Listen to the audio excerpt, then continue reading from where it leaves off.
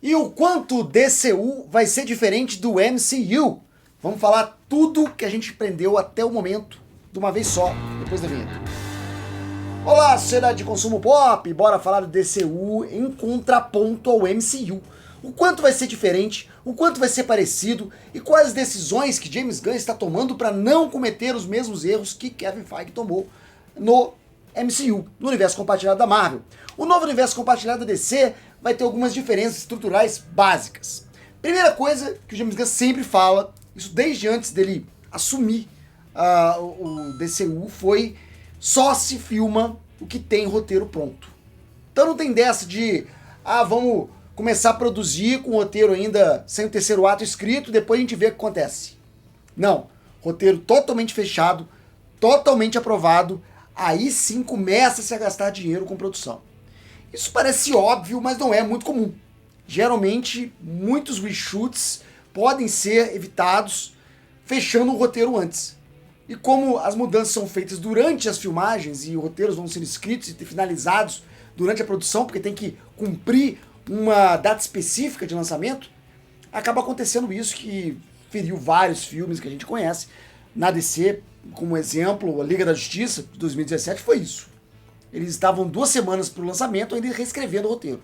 Então é óbvio que isso não ia dar certo, é óbvio que isso ia gastar mais dinheiro do que deveria, e isso James Gunn quer evitar no seu DCU. Isso quer dizer não fazer aquela linha temporal clássica que a Marvel faz nas suas fases, onde desde a fase 2 anuncia-se vários projetos com datas específicas e prometendo até 5, 6 anos de distância. Mas o James Gunn prometeu vários projetos, né? Sim, mas ele não deu data. E depois de um tempo ele vira e fala assim, olha, se não tiver roteiro aprovado, se eu não gostar do roteiro, se a gente não conseguir chegar numa história que vale a pena filmar, esses projetos são cancelados. Então, por exemplo, Monstro do Pântano, que ele anunciou, se eles não chegarem num roteiro razoável para começar a filmar, não vai acontecer. Mesma coisa com Gladiador Dourado, mesma coisa com Paraíso Perdido, mesma coisa com um Brave the Bold. Se não tiver roteiro bom, não vai fazer. E vai reescrever até ficar pronto. Não tem pressa. Não há pressa. Essa é a primeira grande diferença que a gente aprendeu estudando e lendo os recados lá, os posts do James Gunn. Segunda coisa que ele pretende mudar. Isso ele falou recentemente. Não vai ter uma história única. Não vai ter uma saga. Não vai ter algo que vai se construindo até um ápice, um clímax. Coisa que a Marvel fez desde o início. Quando ela começa a jogar seus filmes, e esses filmes vão construindo um perigo que vai crescendo e se revela em Vingadores ser o Thanos. O Thanos então é o grande vilão que vai até o fim da saga do infinito e é derrotado no fim num grande clímax, num grande ápice, que foi Vingadores Ultimato. James Gunn não vai seguir essa história, porque ele acha que dando mais liberdade para essas histórias serem contadas, sem que essas histórias precisam seguir um rumo final, ele vai ter histórias melhores. Ele vai ter roteiros melhores, dando mais liberdade para roteiristas e diretores trabalharem nos filmes sem essa obrigação de estar contribuindo para uma história final. Uma obrigação de ter que, se fosse na Marvel, se referenciar as joias do infinito toda hora. Trocar a origem do personagem para poder conectar as joias do infinito. O Visão, ele é assim porque joia do infinito. O Doutor Estranho, ele tem um medalhão porque joia do infinito. Sobre isso, eu fico um pouco de pé atrás. Eu entendo a ideia, eu entendo que a liberdade é maior, mas vamos combinar o seguinte, depois que a Marvel abre mão da saga do infinito e começa a fazer histórias mais soltas, é que começa todo o problema. Desde o primeiro projeto depois do Vingadores Ultimato, que é o WandaVision, a gente não consegue identificar uma história que vai para um caminho só. Então a gente tem Cavaleiro da Lua, Miss Marvel, As Marvel, Invasão Secreta, cada um indo para um lado, Shang-Chi, Eternos, Viúva Negra, cada um falando uma coisa. Não há um direcionamento, a saga do infinito demora para engrenar, quando engrena não funciona, e agora estão tendo que mudar pneu com o carro andando, porque tem que terminar, Vingadores está aí, tem que ter um grande vilão e bota o Doutor Destino, Robert Downey Jr. na pressa. O que é perigoso. Logo, o James Gunn tá querendo começar onde a Marvel começou a dar errado. que é liberar demais. E onde o DCEU começou a dar errado também. Porque você vai lembrar, o DCEU era uma história fechada, compacta, que terminava com Darkseid. Ela não era solta, não tinha várias histórias ao mesmo tempo rolando. Todas as histórias direcionavam aquele grande clímax que seria Liga da Justiça 1, 2 e 3, com a derrota do Darkseid na invasão do Darkseid, por conta das caixas maternas, equação antivida, aquela história toda.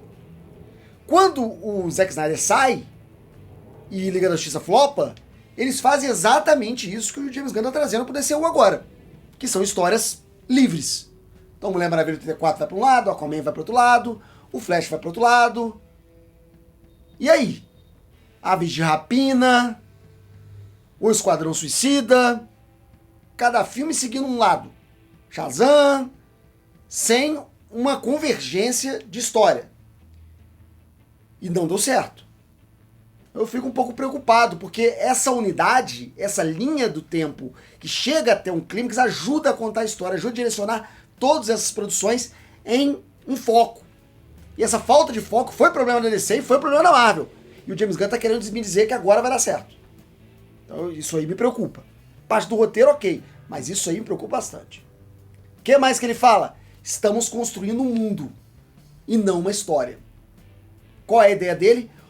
Usar as várias histórias do DCU para construir um universo onde todos esses personagens dividem espaço e não uma história. Então não é um universo compartilhado em prol de uma história que vai chegar até o final. Final de Superman não vai ter Darkseid está chegando. Não vai ter isso. Continua o Superman para um lado, continua o Torch, continua Lanternas. E aí o mundo vai expandindo e não a história.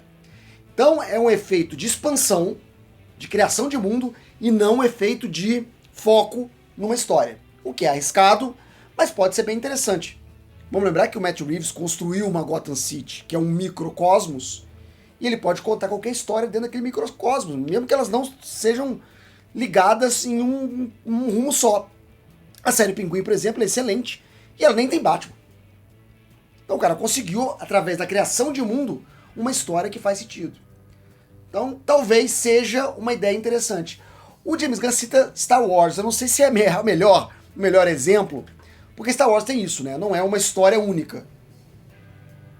Todos os produtos Star Wars, cada um conta uma história em um ponto daquela galáxia, e todas as histórias vão expandindo e criando essa caixa de areia galáctica, só que em pontos diferentes do tempo, né? Ele sempre cita Star Wars, inclusive por Star Wars conseguiu unificar série, filme e game e animação. E é exatamente o que ele quer trazer, esse mundo que é vasto, onde tudo é conectado pelas ligações físicas, geográficas e temporais, mas não há um grande inimigo, um final, onde vai juntar todas as histórias de Star Wars, todas as séries, todos os filmes, vai juntar tudo num grande Almirante Thrawn. Ele não é uma ameaça para todos os personagens, porque inclusive são áreas temporais diferentes. Mas ele quer fazer isso. Ele quer priorizar a construção de mundo e não a construção de saga, de história. E é curioso. Vamos ver se ele consegue evoluir esse conceito e fazer realmente uma construção de universo que você não precisa assistir tudo para entender o que está acontecendo. Isso é uma coisa que ele quer evitar. A obrigação de você ter que assistir tudo para entender, porque é muita coisa, são muitos produtos diferentes para públicos diferentes. Então é algo para a gente ficar de olho. Essas são as principais diferenças reveladas até o momento. Vamos ver se vai funcionar, se vai dar liga da justiça. E é isso aí que eu queria conversar com vocês. Muito obrigado por assistir esse vídeo. Daqui a pouco eu tô de volta com mais assunto da Cultura Pop. Depois da vinheta vão aparecer opções do canal para você clicar e ficar mais um pouquinho comigo. Até mais, até breve, até já. Tchau!